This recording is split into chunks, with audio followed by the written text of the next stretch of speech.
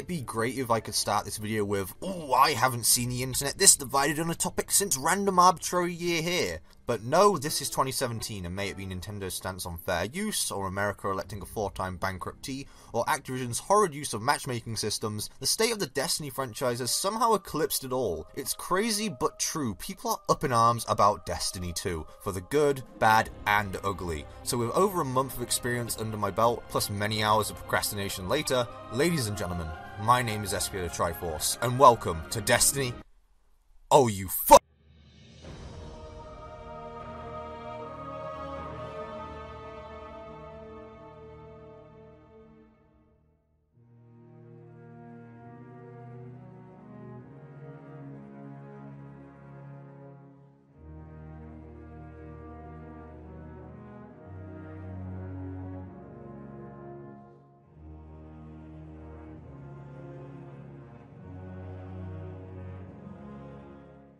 So Destiny 1 got better with age? Let's make this simple. By the end of Destiny 1, it was at most a 7 out of 10 game, maybe an 8. Destiny 1 at launch? Nah, that was a 4 out of 10 game. Nothing you can say will make me think differently. Minus the graphics, music, gunplay and raid, vanilla was atrocious and Dark Below wasn't much better. Raid withstanding, rather than fixing problems, it created more. How will remain a mystery till the end of time. House of Wolves improved the story structure slightly while also adding a ferret light to deal with the obsolete gear problem the game suffered with in year 1. Though not a fan of the story overall, Taken King refined the formula with actual character and a solid endgame. Rise of Iron, in my opinion, had a better story. Sadly, Bungie only made 5 missions to flesh it out, though the soundtrack and raid filled the void in somewhat. If you want to see my full opinions on everything Destiny 1, go watch my retrospective, Destiny, The Rough Road Behind Us. It's over an hour long, but hey, I'm proud of it. If you have watched Rough Road, you will know I was cautiously optimistic for Destiny 2. From the promotional material, it really seemed like Bungie had taken some criticisms over the last 3 years into account. More emphasis on story, bigger worlds and more stuff to do in them, a revamp of the Crucible and weapon plan. I was sure Destiny 2 would be a better game at launch, though by what extent I wasn't sure. I always try to give a new game a fair shake, no matter if it be Infinite Warfare or Metroid Federation Force. The game may have some redeeming qualities, but Destiny 2 was strange. This is the most split I've felt about a video game in a long time, though I was there at midnight waiting for the game to go live, and when it did, I was certainly in for an adventure.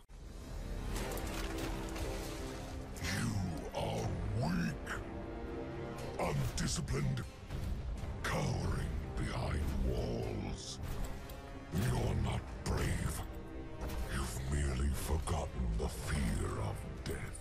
Last time on Destiny, well, what did happen? We destroyed a spooky robot garden on Mars, stopped the hive god Crota from invading Earth, brought a fallen traitor to justice for the Queen of the Reef, just so she could be killed by Oryx, the Taken King, Crota's father, though we dealt with him soon enough, and the others who wanted his throne. Finally, we helped Lord Sardin put the Iron Lords to rest and deal with the Siva crisis. That's about it for story in Destiny 1, and Destiny 2 does continue those stories somewhat, but they aren't the main focus. With every major player in the enemy factions dealt with, the Age of Triumph has begun. The city is no longer afraid, and the Guardians are praised for their victories against the darkness. But things are about to change. The Vanguard are brought into a meeting on a stormy night to overlook the city defenses. They find there is none, and boom! Ambush. The tower goes up in smoke, but thankfully our Guardian isn't too far behind. Upon seeing the horrors that have befallen the tower, you meet up with some new or friendly faces while being attacked by the main enemies of Destiny 2, the Cabal. Well, these are different Cabal. These are the Red Legion, and they've never been defeated. But I'm killing them pretty easily though. Anyway, you make your way onto the Red Legion command ship where you disable their shield generator, and then...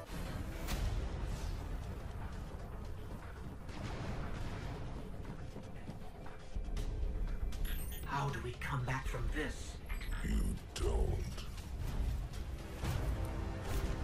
This is... Gary! God damn it, we did that joke already! Gaul, the leader of the Red Legion, whose first order of business is to strip you of your light and separate you from your ghost, sending you tumbling from a height clearly above 5,000 feet, which you survive. Look, I know logic comes second to anything in video games, but in Destiny 1, you would die from a 2-story drop. I find it very unlikely anyone would survive a fall like that. This ain't no Assassin's Creed or game theory. Though, that leap in logic is excusable, because what comes next may just be Destiny 2's finest moment. It's been 2 days since the city was attacked. The Legion are rounding up any survivors. You wait to see the destruction all around you, limping, without light. The sounds of Cabal on speakers overhead. You group up with your ghost, but he's in just as bad shape as you are. He can heal you, but he can no longer revive you if you die. You make your way out of the city as the score gives you this somber feeling of defeat as you find fallen guardians all around you. Then it builds as you make your way through Twilight Gap, catching the sight of the traveler and the city you have to leave behind. It's this moment where the soundtrack, gameplay and storytelling work masterfully in unison to create something special. It changes to a more triumphant tone, but still keeps that somber feeling from before, a feeling of I will return, but stronger. Too bad the best moment in the campaign is followed by maybe its biggest failure. After that great bit of show and tell, you start descending into the valley where you meet a new character in Destiny 2. This is Hawthorne, and she's here to take you to the farm, your new home for a while. Here you find Tyra Khan, who's back from Rise of Iron. Tyra tells you about the European Dead Zone and the Shard of the Traveler that lies in its center. You see, Bungie made a real big deal about getting your light back in the promotional material of this game. It sounded like it would be a game-spanning journey that would define Destiny 2, but nope. It's mission free. Mission free. Bungie, are you sick? Okay, let's just leave this till later, or we'll be on mission free forever. So with your light back, Hawthorne sends you into the EDZ to meet her friend Devrim, who's been overseeing travellers from the city get to the farm safely. But the Red Legion and the returning Fallen are putting a spanner in the works, to say the least. So you, Devrim and Hawthorne set up a more robust beacon network, then all of a sudden you get a transmission from Zavala, who says all surviving Guardians should rally on Titan, one of Saturn's moons. This rubs Hawthorne the wrong way, she leaves, you leave the EDZ and all the refugees who still need your help, and head to Titan anyway. You arrive and find the Hive, shocker there, have somewhat taken hold of the moon. This combined with the whole lost light dilemma has got Zavala in a bad mood. So you push back the Hive, help the Resistance set up a power grid and enter the Arcology to nab a Golden Age CPU to find the Cabal have a super weapon called the Almighty, and it's pointed directly at our sun, and Ghoul plans to leave our system in ruin. Zavala is hit pretty hard by the news, so while he plans an attack on the city and Almighty, he sends you to find Ikora and Cade, as they haven't been seen since the city fell. And this is where the story gets really formulaic. You pick up a signal from a minor planet called Nessus out in the far reaches of our system. After landing, you meet Failsafe, the best girl, character in Destiny 2. She's a Golden Age AI from a crashed ship nearby called the Exodus Black, and since she's been stranded on Nessus for so long, she's got a few bugs. One of which is being an adorable pessimist. I am the Exodus Black's Failsafe. Call me Failsafe. I boosted the Cade 6's signal in hopes he would be rescued. And look, here you are. Oh, I see. She's just an AI. A malfunctioning AI. I heard that. At your service.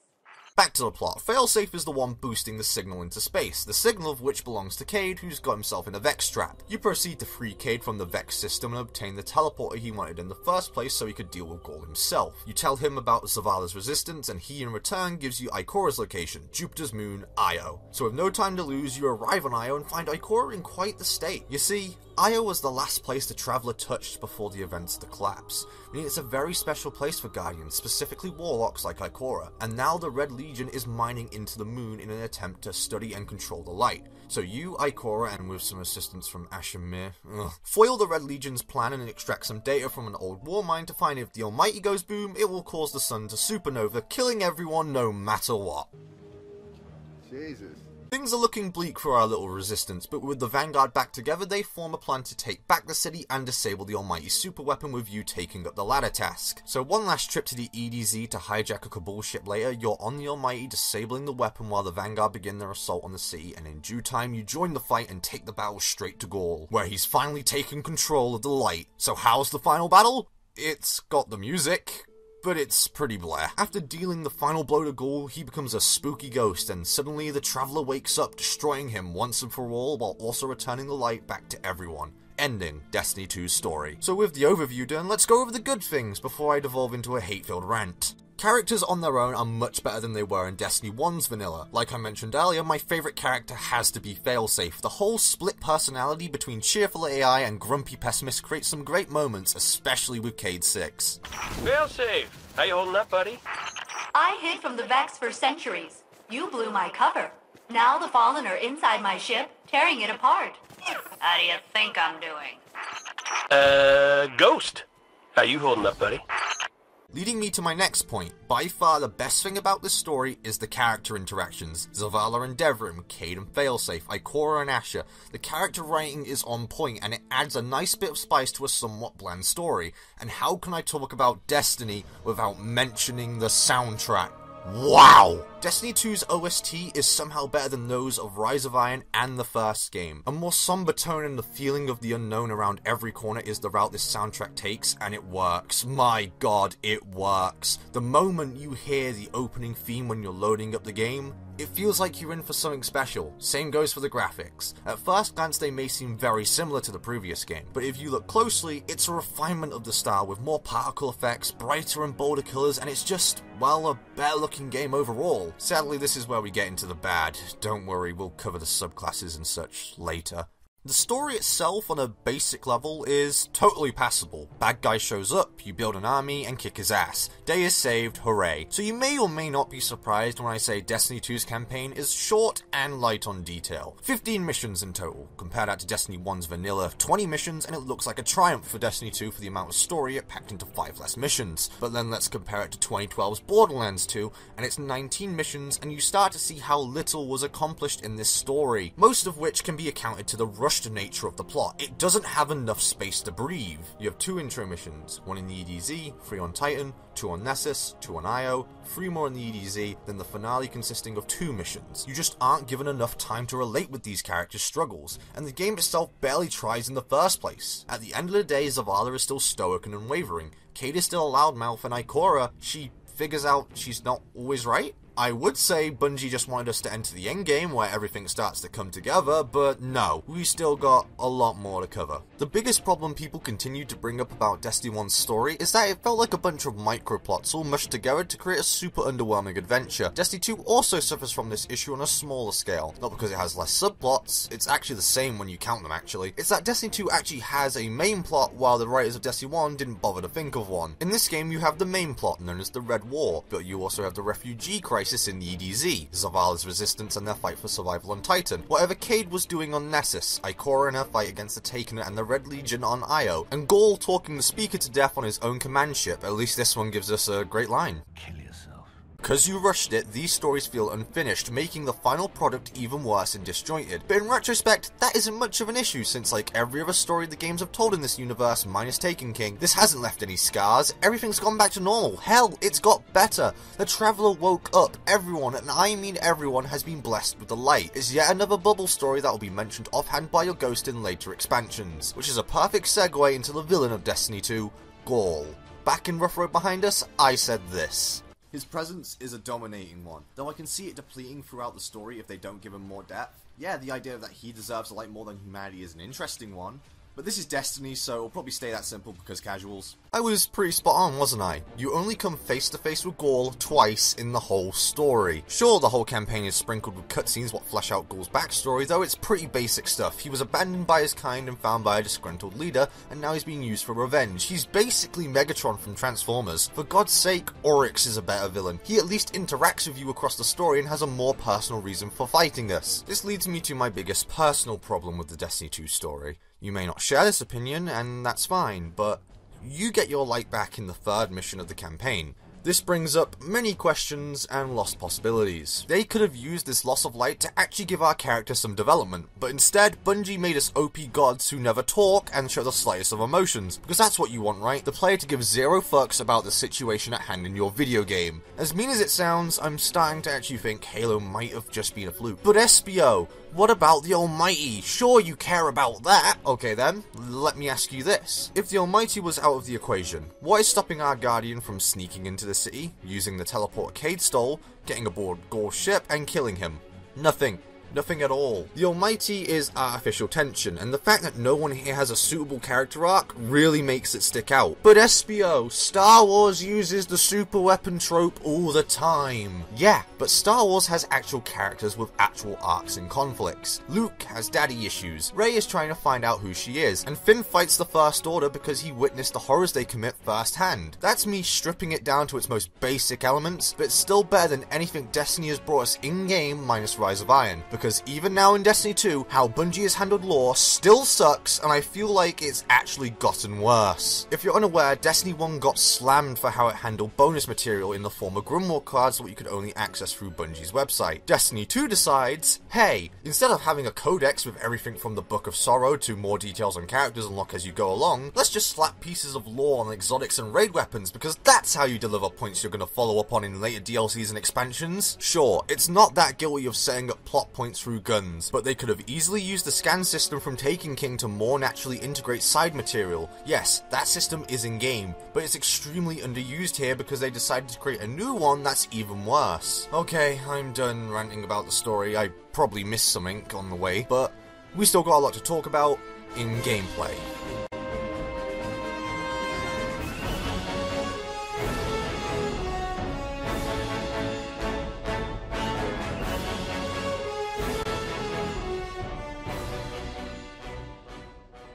So I will give Destiny 2 credit. It gives the player a certain amount of freedom that wasn't allowed in Destiny 1 when it comes to its destinations, though that's probably because there wasn't much to do in the first place. This time around we have Earth's European Dead Zone, the Arcology on Titan, the strange Vex Jungle of Venus, and the Light Oasis of Io. Two of these places I really like, while the other two remind me of the bleak worlds from before. I'm talking about Titan and Io. Not only are they smaller than the other two locations, but their colour palettes feel really similar to Venus in Destiny 1. Meanwhile, the EDT contains lush green canyons, the spooky dark forest, and Eastern European towns with beautiful open water. And then we have Nessus, with its turquoise sky, red grass and foliage, pearl white Vex cliffs, and Vex milk. These places just exemplify how great the art style of Destiny really is. But looking pretty isn't everything, and Destiny 2 somewhat gets that idea, at least more than the original. I don't need to mention the basic gunplay, it's just as good as before, a bit better if anything. We still have patrols, but frankly they're not the only thing to do since we have the introduction of lost sectors and adventures. Lost sectors are caves you find in the environment marked with a symbol on screen. Once inside, you'll find a bunch of enemies and a boss. Once it's dead, you're rewarded with some loot. Adventures are basically side quests, taking you on little stories lasting about 10 to 15 minutes. I really like these, especially since they add more character interactions, but the biggest problem is that after a certain point, the drops you get from these become really obsolete, and the problem is exemplified with lost sectors since you don't get a big reward for exploring them all on a destination. At least with adventures, you can replay them for a chance for exotics, but that's just it.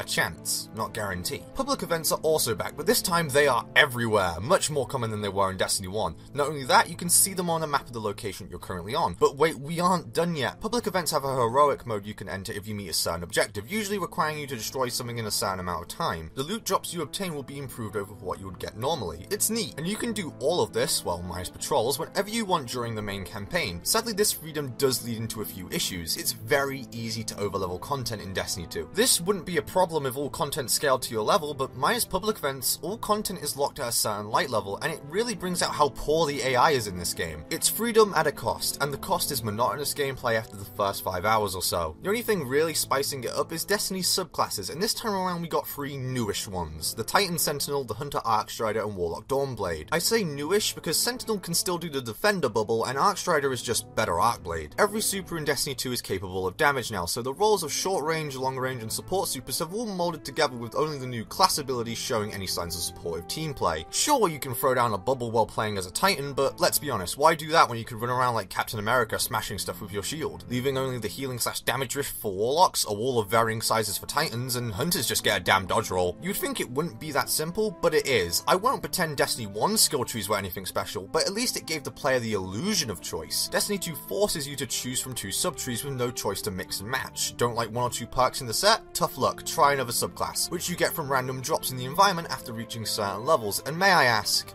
why is it like this? Was the budget stretched? Could you not think up enough material for 6 extra missions? Why are the other subclasses so unimportant? So if subclasses are so simple, endgame activities like strikes and quests must take full liberty of mixing up the game. Oh no. No. There's only 1 endgame quest per planet, and story-wise, they're pretty good, but when it comes to gameplay, they are nothing special, and it's the same story for Strike. Sure, it's really subjective, but I only like 2 of the 6 strikes in this game, mainly because of their setting or boss fight. And don't even get me started on Exodus Crash. Not really much else to say. There's flashpoints which are interesting in concept, but like most things in this game, the rewards just aren't worth it, and Nightfalls are just the same strikes with modifiers to make it harder. They just don't try to make something fresh, and that's extremely alarming for something that's supposed to be a sequel. Bungie! Enter the Crucible to fight. To crush. To conquer.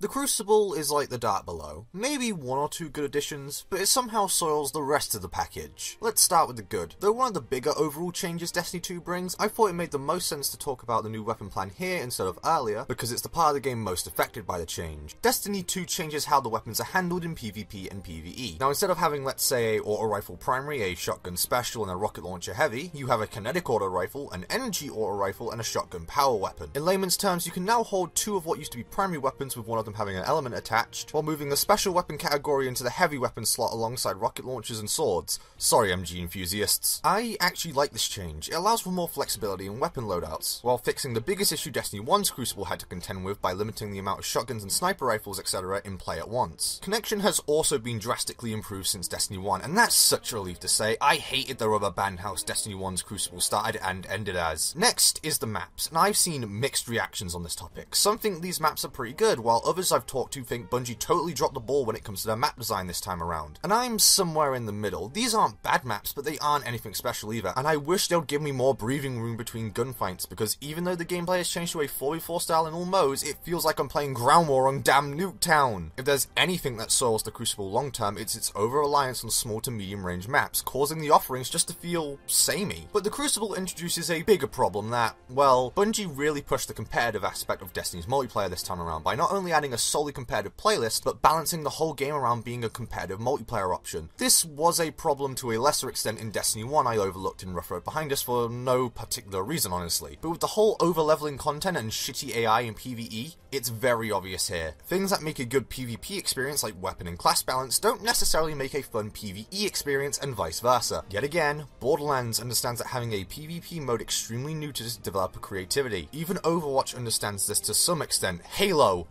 did it better. For crying out loud, the devs of COD 4 10 years ago knew this and had the campaign and multiplayer developed by two teams separately. God, now I know how Snake feels about MK9. You cannot pretend Bungie trying to cater to all with Destiny doesn't have an adverse effect on the quality of the gameplay systems. It's the same issue Sega has with the Sonic fanbase. They want classic gameplay, they want adventure gameplay, they want boost formula, but those gameplay styles don't mesh that well together, may it be physics engine or how the levels are built. But at least with Sonic you always know you're getting a platformer first.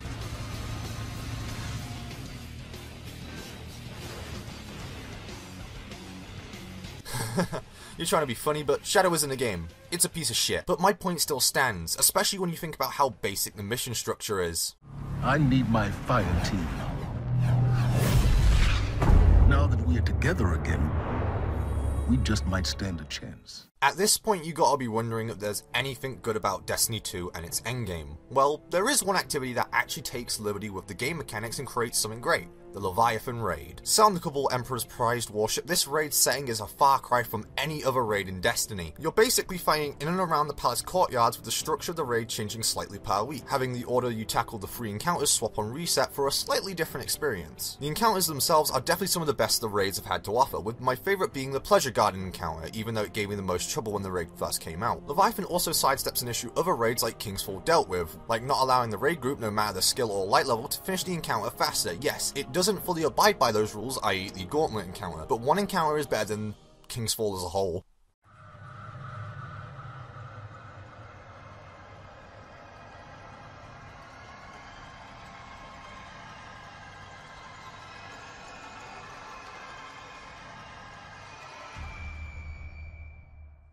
I feel like I'm at the final stretch of my sanity, not the script. Now we're getting into the real controversial shit, and if I haven't tilted you yet, well, get ready to practice those keyboard warrior skills. Any game with RPG elements has some type of leveling system. Characters, weapons, armor, skills, the list goes on. Destiny 1 had you level up your subclass, weapons, armor, and your character up to a certain point when the level was then determined by the attack and defense values of your gear. Destiny 2 strips away the weapon and armor leveling and ties the subclass into your main character level with tokens obtained from, well, leveling up, just like the Borderlands games. I am totally fine with this change. Grinding out the subclasses once you hit that level 40 cap was a pain. Weapon and armor leveling in year 1 was really bad. In year 2 and 3 it was unneeded since you could just use motes of light to expedite the process. So Destiny 2 removing those elements outright is a good move overall. What wasn't is how the sequel handles the lifeblood of any MMORPG, the loot. Let's cover the changes to Infusion first since it affects everything else. In Destiny 1, rules on what you could and could not infuse were very lax, only stopping you from infusing things from one weapon or armor class to the other. D2 is much stricter on what you can infuse. They removed the ability to infuse armor from other classes, and that would be an issue, but Bungie in a brief moment of foresight made it so you can no longer obtain loot from other classes through normal means. What you're infusing into and from, however, now has to be from the same class. No longer is it primary to primary, it's auto rifle to auto rifle. And I find this was an artificial way to extend game time and makes much later endgame drops feel annoying when you don't get what you want. But how is loot distributed in Destiny 2? Well, let's return to the previous game for a second. In Destiny 1, you earned loot at the end of activities on a random whim, may it be strikes, missions, the Archon Forge. All loot at some point or another was random in Destiny 1. Taken King moved towards rewarding players through quests, and that was a good thing. I shouldn't need to explain why. Destiny 2, as I mentioned earlier, only has 4 real quests with only 3 of them rewarding exotics. And you can only hold 10 engrams at a time now. Sure, anything under blue auto-decrypts into a weapon or armor piece, but how do you mass legendaries and high-end gear in large numbers to level up faster in this game? Well, I mentioned flashpoints and nightfalls earlier, and they're part of the milestone system. Basically weekly objectives that can be completed for guaranteed high-end loot. I like this reward system. Each powerful engram guarantees at least 2 drops, meaning if you do all your activities in a week, you can obtain up to 8 high-end loot drops, which isn't bad by any means. So what about all those open world activities I talked about earlier? How do they and playlists like Crucible fit into the ever so infamous gear grind? Well, that's where tokens come in. May it be public events, adventures, lost sectors, treasure hunting, strikes, Crucible, or the raid, you are given a set amount of tokens for completing these activities alongside a little bit of normal loot. On paper, this system is fine. In fact, I like it. In a game like Destiny, there needs to be a direct route to get the loot you want. Borderlands has grindable bosses, so you know you'll get the drop you want sooner or later. Destiny didn't have anything like that, and Destiny 2 relieves that slightly with the token system. The problems stem into 2 major issues. One being legendaries are now a bit too easy to obtain, lessening their value compared to exotics and rares. And the second being the much bigger issue in the grand scheme. No one piece of gear is really that different from one another in Destiny 2. Every weapon and piece of armor has set perk rolls, which sure is great for game balance, but once you get the weapons you want, there is no real reason to continue playing. No weapon prestiging, nothing to make your weapon look cooler minus the color swapping shaders. Bungie simply forgot to give us a reason to grind, and it rolls back into my statement earlier about the game being PvP first, PvE second. But with armor stats being as useless as ever and everything else done in an attempt to streamline the experience, Destiny 2 just isn't a game you can sink your teeth into, for very long anyway. I'm trying to avoid saying the word casual because I know how demeaning that can be, but I'm sorry, we live in an age where devs dumb down the gaming experience so people don't feel lesser than another. It's been fact since Modern Warfare 2 in 2009 that the easier it is to grasp and do well means more money for the publisher. Just think about all the stuff that was removed in the transition from 1 to 2 in the name of practices like this. Where's strike-specific loot and strike scoring? Why don't vendors sell weapons anymore? Why don't perk rolls change? And other features I'm probably forgetting that on their own are pretty harmless, but when put into a well-made gameplay system, they enrich the experience. In Bungie's attempt to make Destiny 2 be everything, it has become nothing.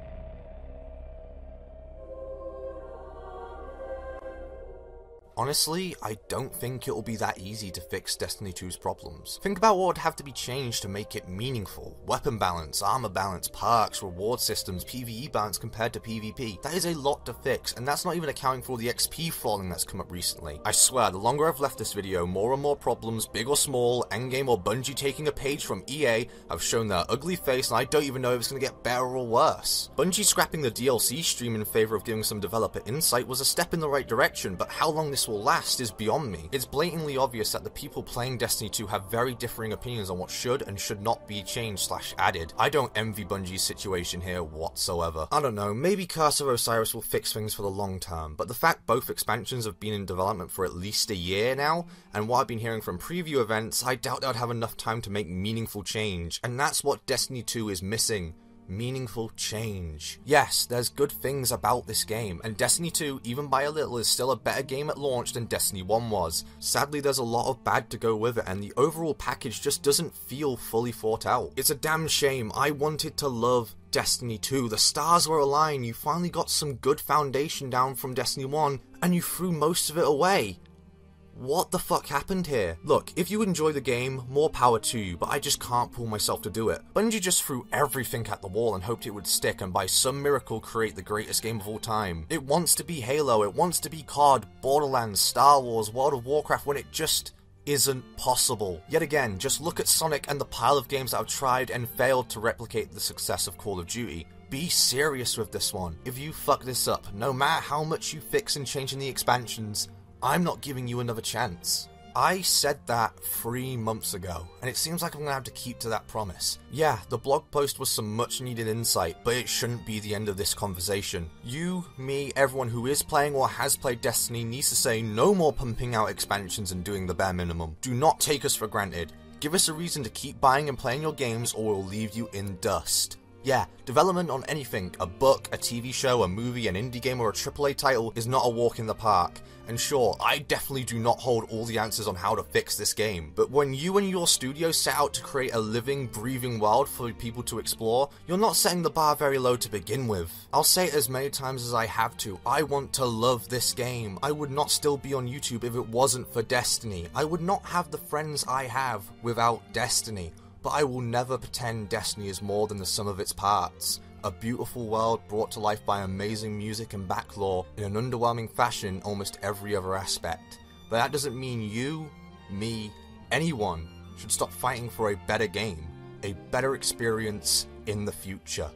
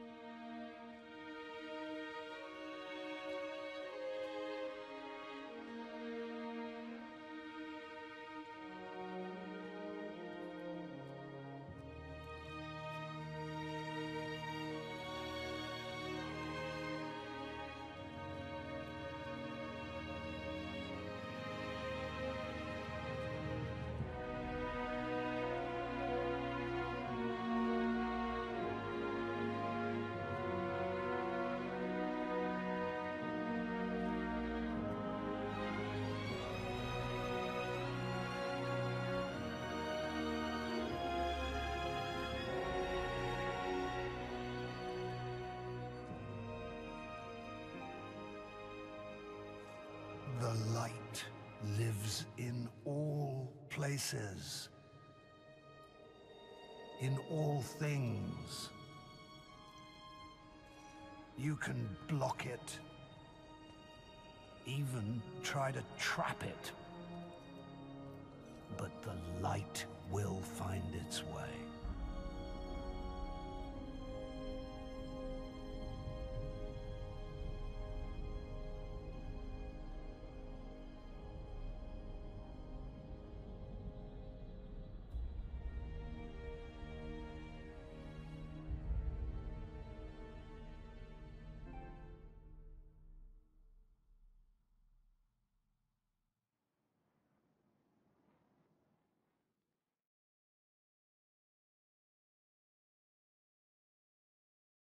Back in the day, someone once said to me, "All ends are beginnings. Our fight is far from over." That stuck with me.